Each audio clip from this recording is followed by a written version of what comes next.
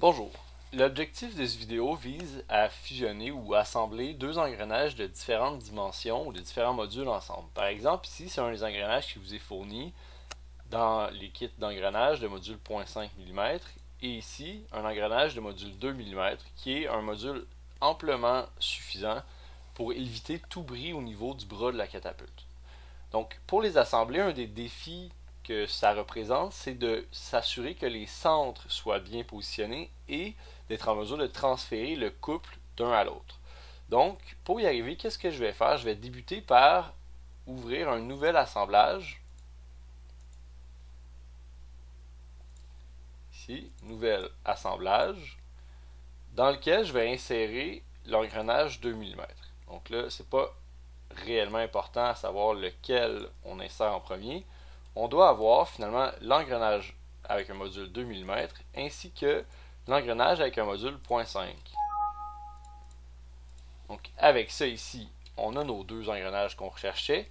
Et puis, la prochaine étape, c'est d'aller contraindre notre assemblage afin que cette face-ci se retrouve coïncidente sur celle-ci. De manière à éventuellement créer une interférence de matière entre les deux. Donc, une fois que j'ai mis la coïncidence, je vais aller ici rendre les deux centres coaxiaux. Parce que bien sûr, les deux engrenages doivent être alignés centre à centre.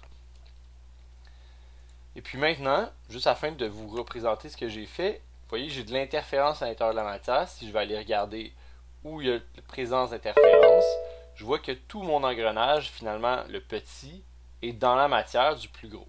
Donc c'est correct, c'est ça que je voulais.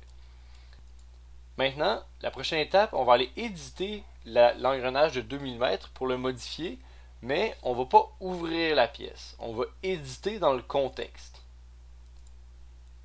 On ouvre, ça se peut que ça nous demande d'enregistrer l'assemblage. On va tout simplement dire ici, on va le nommer et on enregistre. Maintenant, on est en train d'éditer la pièce. Le reste de l'assemblage, en ce moment on a une seule pièce, est maintenant transparent. À partir de ce point-ci, on peut maintenant aller dans SolidWorks, Insertion, Fonction, et puis vous aurez éventuellement Empreinte. En anglais, c'est Cavity, Empreinte. Ensuite, le composant d'empreinte sera finalement celui-ci. Donc, qu'est-ce que je viens de faire? Je viens de faire quelque chose d'assez subtil. J'ai fait Shift, clic gauche sur la pièce qui est transparente. Ça vous permet de sélectionner la pièce. Sinon, c'est compliqué de sélectionner des pièces transparentes. Donc, Shift, clic gauche sur une pièce transparente va toujours sélectionner la première surface que la souris traverserait. Donc, on sélectionne, on applique ça, on vient de faire une cavité.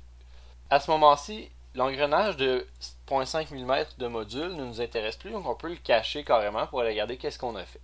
Donc vous voyez que l'engrenage qui est en interférence avec l'autre pièce a permis d'enlever cette matière-là à la première, ou en fait à l'engrenage de 2 mm.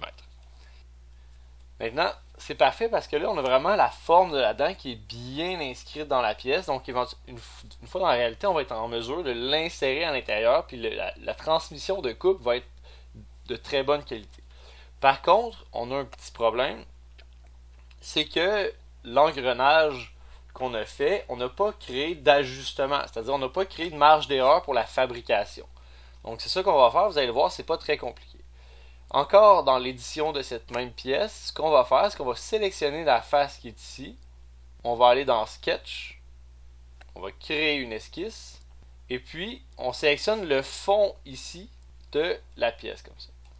Et puis, on va aller dans Convertir les entités. Et vous voyez, en très peu de temps, on a réussi à obtenir finalement toutes les arêtes et les lignes qui composent l'engrenage de manière à les reproduire.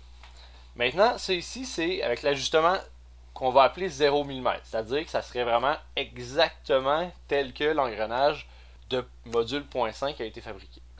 Maintenant, c'est pas ça qu'on veut, donc on sélectionne toutes les lignes avec la souris, et puis on va dans Offset ou décaler les entités.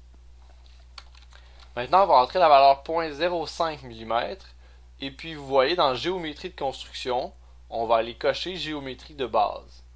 On accepte, Et puis là, vous voyez très rapidement, j'ai créé une ligne décalée par rapport à l'engrenage original. Et puis, l'engrenage ou le profil de l'engrenage original est maintenant en ligne de construction. Donc, prochaine étape, on va aller dans Fonction et on va aller enlever de la matière. Maintenant, ce que je vous recommande, c'est jusqu'à la surface, on va sélectionner le fond de l'empreinte ici et on accepte. Donc maintenant, on a un petit jeu entre le petit engrenage et son empreinte, ce qui va nous permettre d'assembler de manière à ce que ça rentre pas trop facilement, mais on va au moins être en mesure de l'insérer. Donc on peut quitter la pièce et puis la présentation est terminée.